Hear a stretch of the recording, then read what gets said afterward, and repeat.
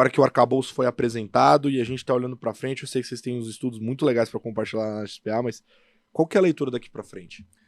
Olha, eu acho que você citou o ponto essencial que a gente tem que usar para entender a lógica que a gente tem que usar, o modelo mental que a gente tem que usar para entender o governo atual. Né?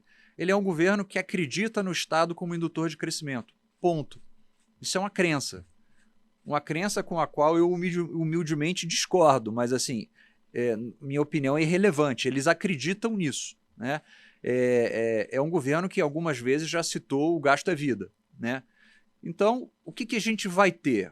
A gente teve um aumento permanente de gastos com a PEC da transição. Né? A PEC da transição jogou quase 2% do PIB a mais de gasto. Né?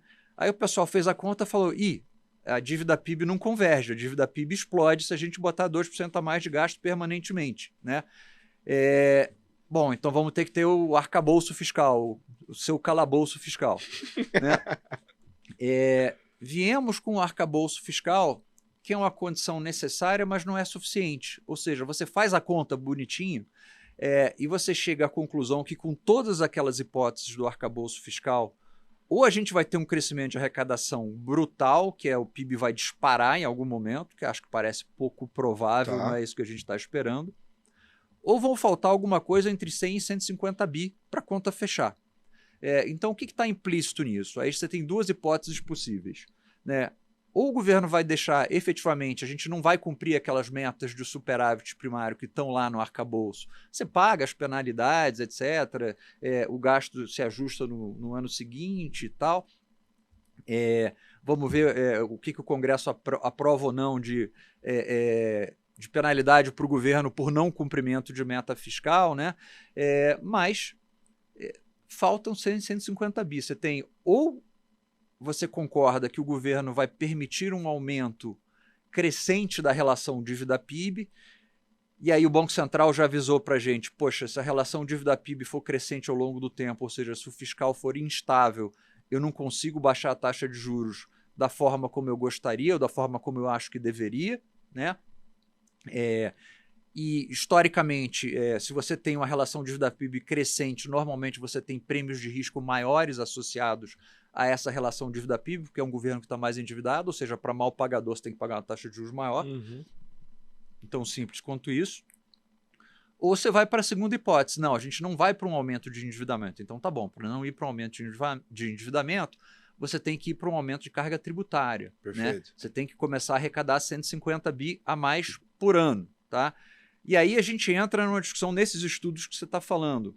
Então tá bom, então a gente vai pelo segundo caminho, Arthur, porque, poxa, assumir que o governo vai, entendeu, querer ir para uma estrutura fiscal explosiva parece ser excessivamente pessimista, tá? Então a gente vai para o segundo caminho, que é, poxa, governo maior, né? O Estado como indutor de crescimento, a gente aumenta a arrecadação e a gente tributa o setor privado para pagar isso. O que isso causa, que é a sua pergunta? E aí a gente já tem a resposta definitiva sobre isso. Tá? Um professor de Harvard, que infelizmente morreu cedo demais, o Alberto Alesina, ele fez um estudo super interessante sobre todas as tentativas de ajuste fiscal de 1970 a 2010. Tá?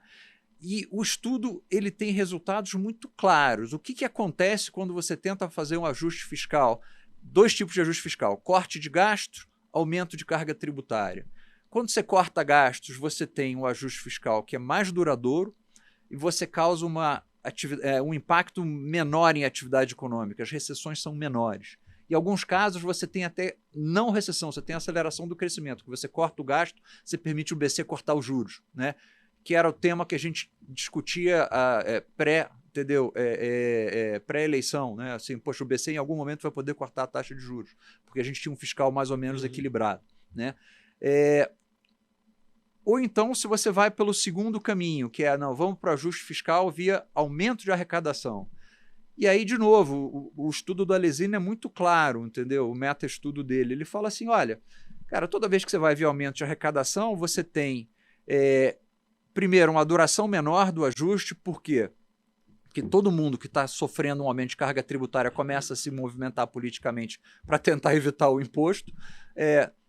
Segundo, você tem impacto maior sobre o crescimento, as recessões são mais profundas e você tem um problema que é, poxa, você tem que lidar com o aumento de inflação, né?